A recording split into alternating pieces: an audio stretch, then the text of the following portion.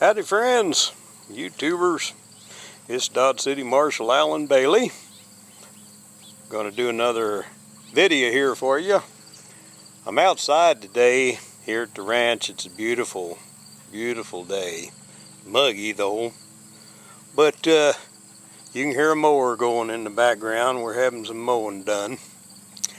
I am going to show you one of our calves here that is just kind of a big pet. Her name is Annie, and Annie is, look at there, she knows her name. She's going to get up here. But Annie is a Scottish Highland calf. Actually, she's a heifer, and she is about, I guess she's a year and a half old now. But that's just one of our critters here. And she's something else. She's just a real gentle calf. She's getting big though. She's getting some horns on her. We're probably going to have her bred here next year. But anyway, that's Annie, and this is Annie's pen. Not much to look at. Got some goldfish down there, belong to the wife. Kind of keep the pen clean, I guess. But anyway, we're going to go over here today and do some more talking to you from the.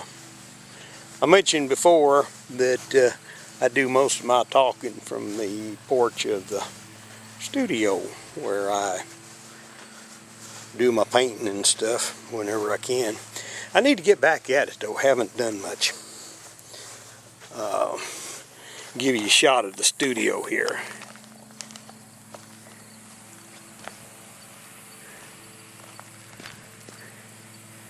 There she is right there. Give you an idea what she looks like on the outside, and right over here is the chair where I'm going to do my visiting with you.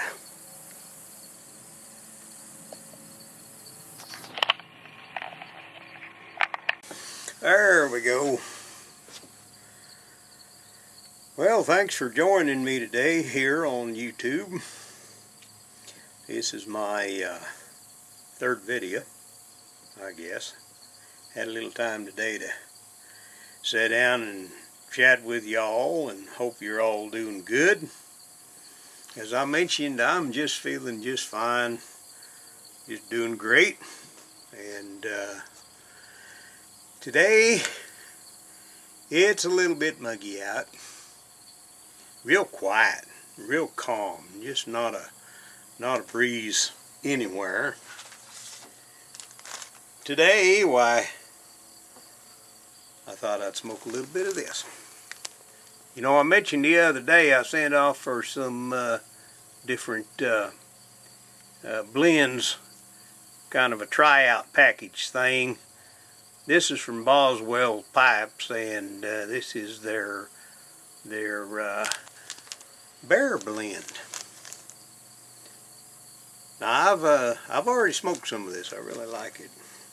Matter of fact, I think I smoked just a little bit about everything they sent me. I sent off for one of them holiday things. It's got, let me see here, Majestic and Boswell's Best and Christmas Cookie and a bunch of that stuff. Ain't a dud in a bunch. It's all good stuff. That's real good. That's real good stuff. I don't know whether I can let you see that or not, whether you can get an idea what I'm talking about. I'm kind of at a funny angle here. But that's kind of what it looks like right there. And it's just, it's really interesting. It kind of tastes like it's got some berry stuff in it. Smells great out of the package. Really does. As mentioned before, I like to smoke my pipe whenever I can, and I smoke a lot of cigars too. And I was in Garden City the other day, setting up for my radio show. That's a whole different story. And a fellow from Amarillo, one of my listeners, give me a Cuban cigar. I haven't smoked it yet, but you know, years ago, I was up in Germany and had the chance to, I'm just going to use this nail for a tamper today. I was up in Germany and smoked a few Cuban cigars there, and in 2000 the city of Dodge City sent me over to Germany, and it was kind of a sister city thing. And while I was over there, I deputized the commander of an Air Force base, a veterinarian, and 2 burgermeisters, and a friend of mine that I had been that I had met some years previous to that. I threw him in the mix too. But a deputization in Dodge, you know, most of your cities have what they call the key to the city. I think Dodge City's the only one in lieu of that deputizes, and I'm the one that does that. But anyway, I went over there to Germany, okay, and they announced on Armed Service Radio that the Dodge City Marshal was coming over, and so I was met by a crowd of Germans there, and they're big about the Old West. And it was kind of neat because all the time we was over there, we stayed at the Illesheim Air Force Base, which is a Black Hawk helicopter thing, and it was wonderful. I even flew one of those simulators, crashed it just right out of the chute. But anyway, they took us around Rothenburg and Nuremberg and all them towns around there, and this same bunch of folks followed us wherever we went.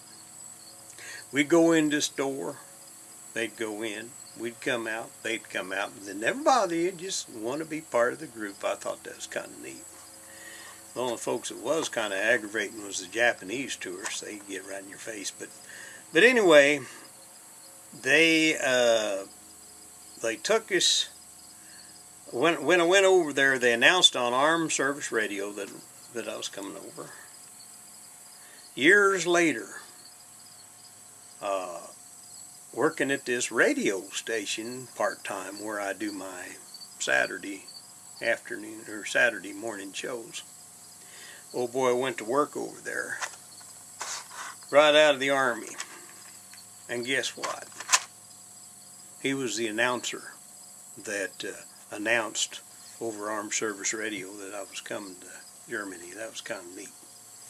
But anyway, getting past all that, I smoked a few Cuban cigars when I was over in Germany. I don't know what the fuss is about. I really don't. I don't see anything that great about them. I smoked a few in Canada too, same thing.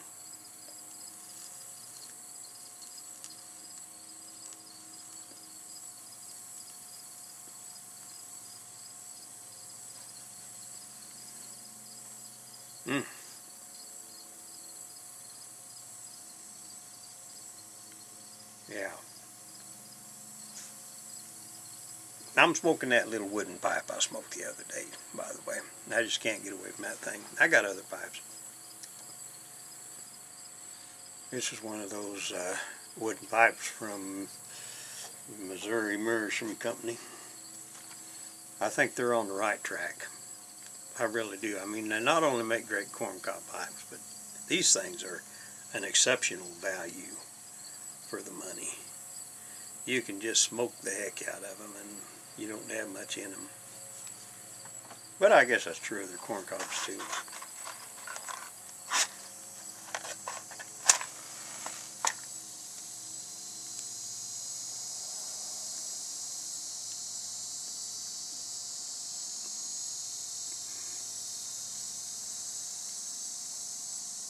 Anyway, sure appreciate all the likes and subscriptions and everything since I started doing these videos.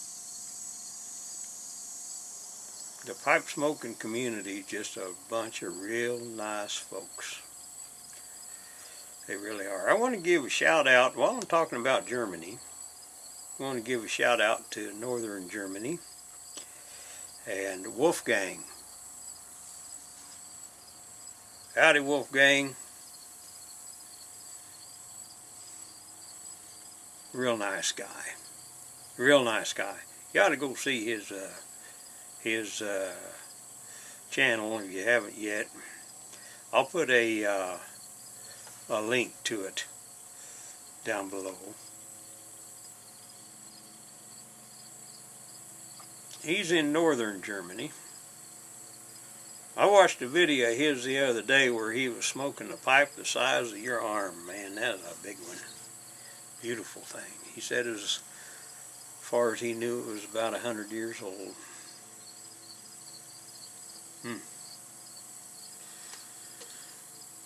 I thought I'd show you something kind of neat. I don't know how many of you out there shave with a straight razor. I have. I've been shaving with one all my life, ever since I started shaving.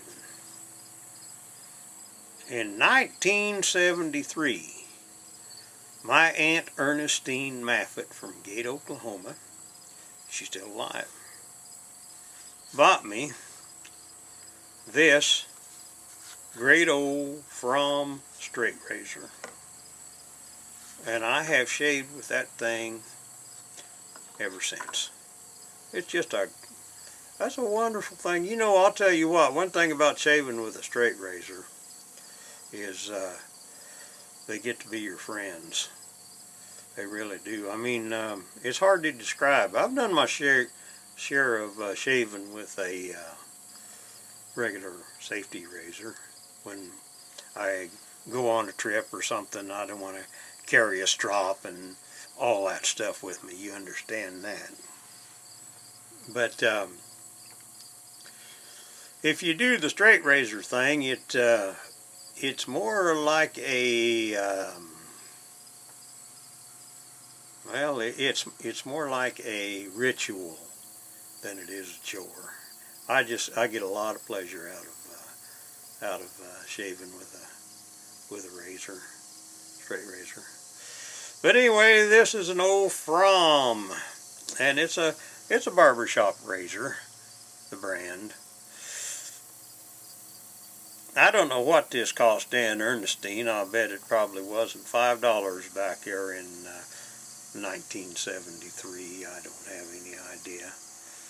But these days, oh man, get on YouTube, not YouTube, but eBay and look at some of those straight razors.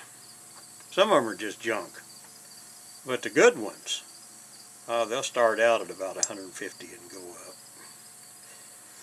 I've seen this same model on eBay and about $115, $20, something like that. But that's an old timer. Well, I mean, you know, I don't want to tell on myself, but whatever, 40 some odd years I've shaved with it. I dropped it once and a few years ago, and nicked the blade on it. Now, whenever I mess a razor up that bad, I'm not talented enough to rework it. Believe it or not, there are straight razor technicians, and that's what I sent it to. Real nice fella out there in California. I'll put the link down below if you're looking for a dependable guy to fix up your straight razors. But he's really good. Man, he sharpened that thing, and I got it back, and woo! Good to have an old friend. I got another one here that I I just sharpened myself and just shaved with it about 15-20 minutes before I cranked up the video. And I got an old barber stone, and I start out with a barber stone and get her good and sharp to where she'll shave hair, you know. And then of course I got my old strop, and on the back side of the strop where it's canvas, I work it over with that chromium oxide. It's green. It's kind of like a jeweler's rouge, only I think it's got more of a bite. But it actually takes off a little bit of metal. And then stropped it out, and boy, she's good and sharp too. She really is. It'll one of the tests that you can use is you pluck a hair from your head with the root side out, and if you can cut that hair in half, it's ready to shave with. That's what I use for I also use what they call the thumb pad test, where you run your thumb across the top of it, and if you know what you're feeling for, you can tell that sucker is sharp. You can tell when it's ready. Of course, you know the secret of shaving with a straight razor is never go like this, you know.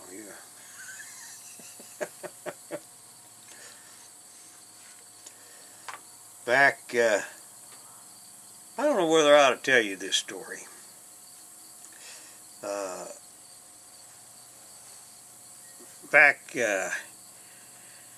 Yeah, it was New Year's Day, 1948.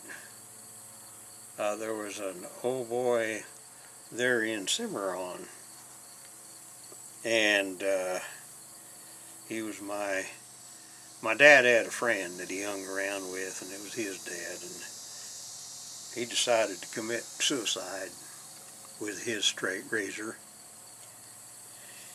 And it didn't work out very well for anybody concerned. He got the job done, but he fell on top of a stove, and it was an awful bad deal. This kid was upstairs sleeping and everything.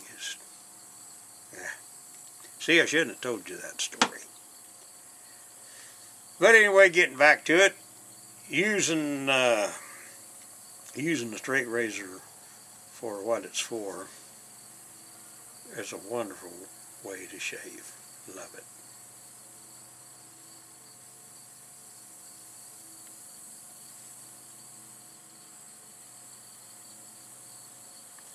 Been enjoying all these videos that I've been seeing on YouTube. And give out another shout to the specialist Piper. I watched him the other day. He was on for about 45 minutes, and it was late evening when he started. When he got done, it was so dark you could only see his white hat moving around, and he was smoking a cigar. And you can see that cherry light up once in a while. But that was a really good video, and I enjoy watching your different videos when I have the time, and I do go watch. And it's really neat to be able to get acquainted with everyone and what everyone's up to.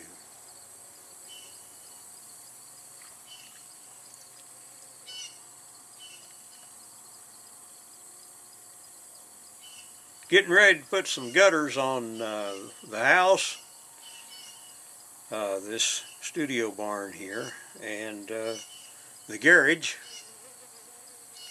Garage has got some old gutters on it. It used to run into a cistern underground, but that was years ago, and they're shot, those old metal gutters, and well, they did a good job, I guess. I think those gutters have probably been up there for 70 years.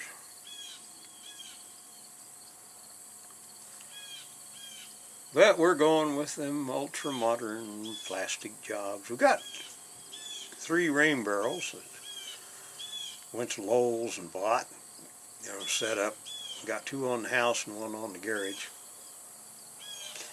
I figure if things go all to hell here and we need our own water, why, we'll at least have that to fall back on, maybe. I'm not a doomsday guy, but I'm not stupid. I think that we're heading in some real rough times here pretty darn quick.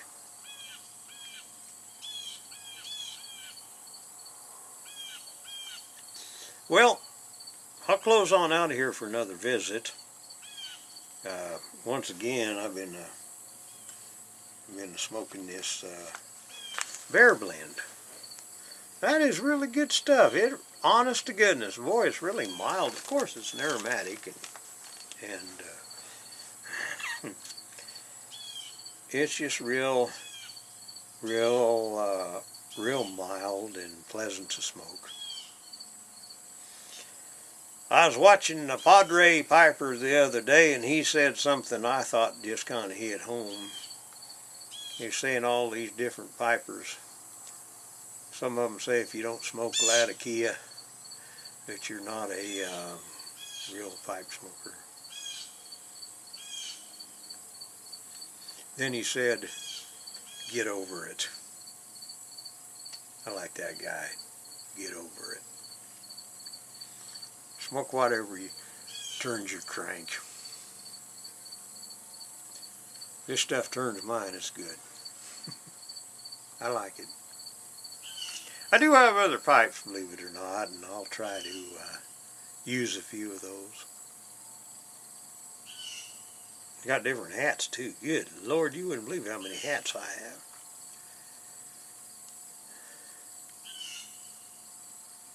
Had one made not too long ago as a felt hat. It's going to be time to be wearing that here for long.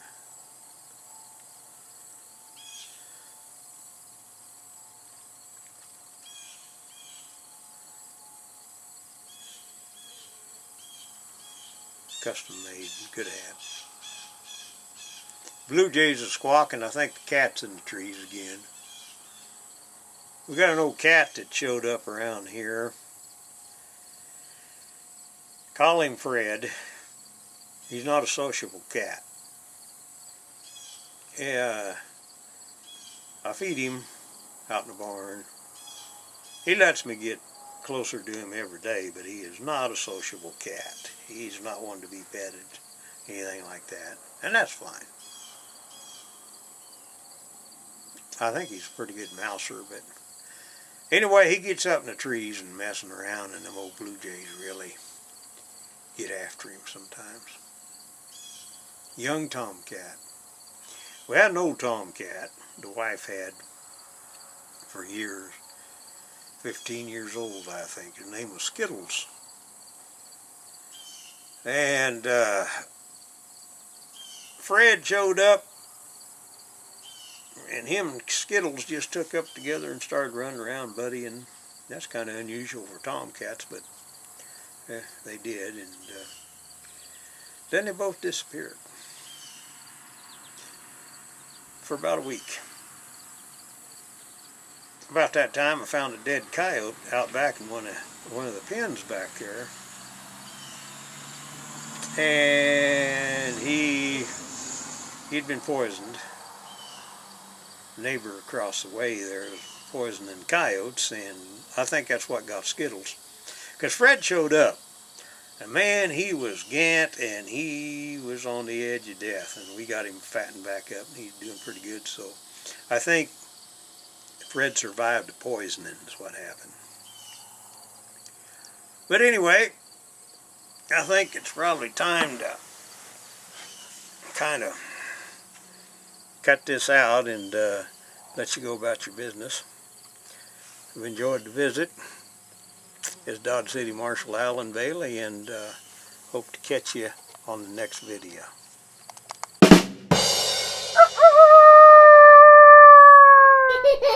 Ha ha ha!